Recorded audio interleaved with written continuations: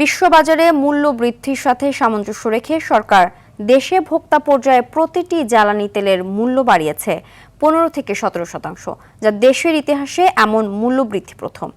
নতুন মূল্য অনুযায়ী ডিজেলের দাম প্রতি লিটারে 15 টাকা বাড়িয়ে 115 টাকা, অকটেন 20 টাকা বাড়িয়ে 140 টাকা, পেট্রোলে 19 টাকা বাড়িয়ে 135 এবং কেরোসিনে 18 টাকা বাড়িয়ে 130 টাকা নির্ধারণ করেছে সরকার। এক ধাক্কায় সব ধরনের জ্বালানির দাম উল্লেখযোগ্য হারে বৃদ্ধি পাওয়ায় অর্থনীতিতে বড় ধরনের প্রভাব ফেলতে পারে।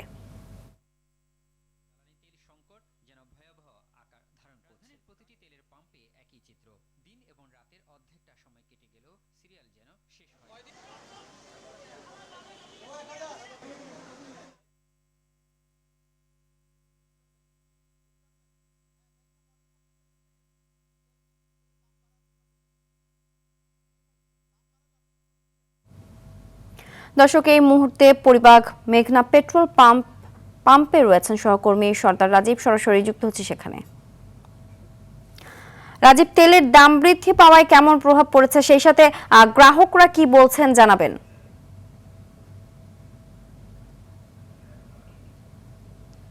সিনথিয়া, যেমনটি বলছিলেন যে তেলের দাম বাড়ার পর থেকে গতকাল রাত 10টার পর থেকে আমরা কিন্তু ঢাকার অন্তত 15টি পেট্রোল পাম্পে রাতেই গিয়েছিলাম, সেখানে কিন্তু কোথাও আমরা তেল দেওয়ার কোনো চিত্র দেখতে পাইনি।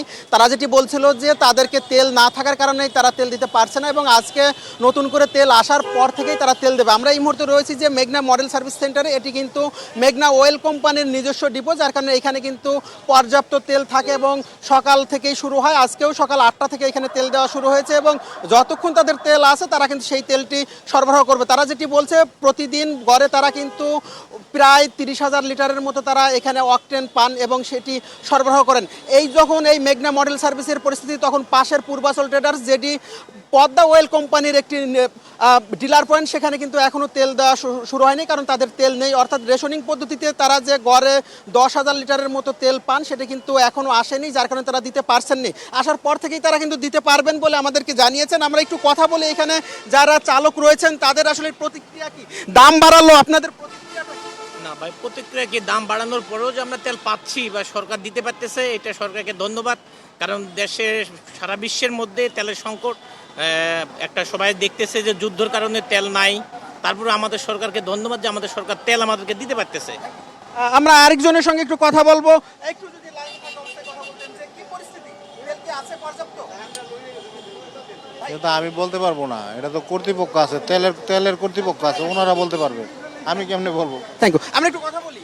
তেল পেলেন, কেমন ভোগান্তি হলো? ভোগান্তি তো অনেক। চাকরি করে ছুটি নিয়ে এসে কাজ করা খুব তেল সংগ্রহ করা খুব কঠিন, খুবই কঠিন। আমরা কথা বলছিলাম এখানকার, তারা যেটি বলছেন যে যতক্ষণ তেল আছে তারা ততক্ষণ তেল দেবেন। এবং আরেকটি কথা হচ্ছে, চালকরা বলছেন টাকার দাম বেশি হলেও তারা যে তেল পাচ্ছেন এটাই অনেক কিছু। বিশেষ করে এখানে কিন্তু আজকেও বরাবরের মতো আজকেও কিন্তু তীব্র যানজট, অর্থাৎ প্রায় কয়েক কিলোমিটার দূর পর্যন্ত পৌঁছাইছে হোন্ডা এবং প্রাইভেট কারের সারি। অন্যান্য দিন যেমন এখানে যানজটের তীব্র সারি থাকে, আজকেও কিন্তু সেটা আমরা লক্ষ্য করছি। অর্থাৎ যতদূর চোখ যাচ্ছে ততদূর পর্যন্তই কিন্তু শুধু তেল নিতে আসা যানবাহনের সিরিয়াল রয়েছে বা গাড়ি দেখা যাচ্ছে। এই যখন পরিস্থিতি, তখন এখানকার কর্তৃপক্ষ বলছেন যে দাম বাড়ানোর পরেও যে পরিস্থিতি যতটুকু সম্ভব তারা তাদের জায়গা থেকে উত্তরণের চেষ্টা করবেন। এবং আমাদেরকে তারা যেটি জানিয়েছেন যে এখানে যারা ফুয়েল পাস কার্ড নিয়ে আসছেন তারা মূলত 1,000 টাকার তেল পাচ্ছেন এবং যারা সাধারণ ফুয়েল পাস কার্ড ছাড়া আসছেন তারা মূলত 500 টাকার তেল পাচ্ছেন। তো আমরা আরেকজনের সঙ্গে একটু কথা বলি। কতক্ষণ আপনাকে অপেক্ষা করতে হলো? রাত 3টা বাজে আসছি। হ্যাঁ। আচ্ছা, কতটুকু তেল পাচ্ছেন? 1000 ফুয়েল পাস। কি মনে হচ্ছে যে তেল পাচ্ছেন, যে ক্রাইসিস কি কাটবে কিনা? এখন তো দাম বাড়ালো। ইনশাআল্লাহ ইনশাআল্লাহ। সিনথিয়া, এই ছিল আমাদের কাছে সর্বশেষ। আমরা পরবর্তীতে আরো কোনো তথ্য থাকলে আপনাদেরকে জানাবো। ধন্যবাদ। জ্বালানি সংকটের বিষয়ে জানাতে আশুলিয়া থেকে সরাসরি যোগ দিচ্ছেন সহকর্মী ওমর ফারুক। ফারুক, জ্বালানি তেলের দাম বাড়ানোর খবরে কি বলছেন চালক ও পাম্প মালিকরা? পাম্পে তেল সরবরাহ স্বাভাবিক আছে কিনা জানাবেন।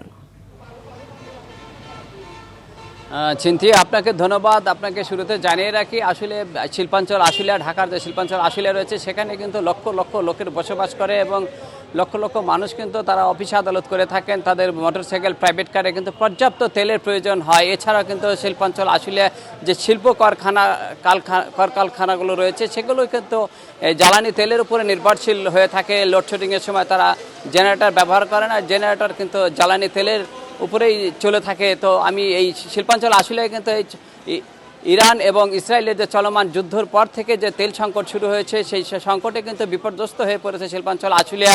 এখানে শিল্প কলকারখানার উৎপাদন কিন্তু মারাত্মকভাবে ব্যাহত হচ্ছে। এছাড়া এখানকার যে প্রাইভেট কার এবং মোটরসাইকেল চালক রয়েছেন তারা কিন্তু পাম্পে পাম্পে ঘুরে তারা তেল পাচ্ছেন। আমি যে পাম্পটিতে দাঁড়িয়ে রয়েছি এখানে তেল নাই মর্মে ছাড়িয়ে রাখা হয়েছে। তো এইরকম অবস্থায় কিন্তু প্রতিনিয়ত শিল্পাঞ্চল আশুলিয়ার যে সকল পাম্পগুলো রয়েছে সেখানে কিন্তু এই অবস্থা বিদ্যমান রয়েছে। তো গত রাতে কিন্তু সেই তেলের দাম বৃদ্ধি করা হয়েছে, প্রতি লিটারে 20 টাকা অকটেনে বৃদ্ধি করা হয়েছে এবং পেট্রোলে কিন্তু 19 টাকা বৃদ্ধি করা হয়েছে এবং ডিজেলে কিন্তু 15 টাকা বৃদ্ধি করা হয়েছে। এই কারণে কিন্তু শিল্পাঞ্চল আশুলিয়ায় যে সাধারণ মানুষ রয়েছে যারা জ্বালানি তেল গ্রহণ করে থাকেন তারা কিন্তু বিপর্যস্ত হয়ে পড়েছেন। এত হুট করে এত অতিরিক্ত তেলের দাম বাড়ার কারণে কিন্তু তারা মানসিকভাবে ভেঙে পড়েছেন। এত দ্রুত সময়ের মধ্যে এত অতিরিক্ত তেলের দাম বাড়ার কারণে কিন্তু তারা হতাশা ব্যক্ত করেছেন। তো শিল্পাঞ্চল আশুলিয়ায় এই মুহূর্তে তেল সংকট রয়েছে। তো এই ছিল আমার কাছে শিল্পাঞ্চল আশুলিয়া থেকে সর্বশেষ। ধন্যবাদ।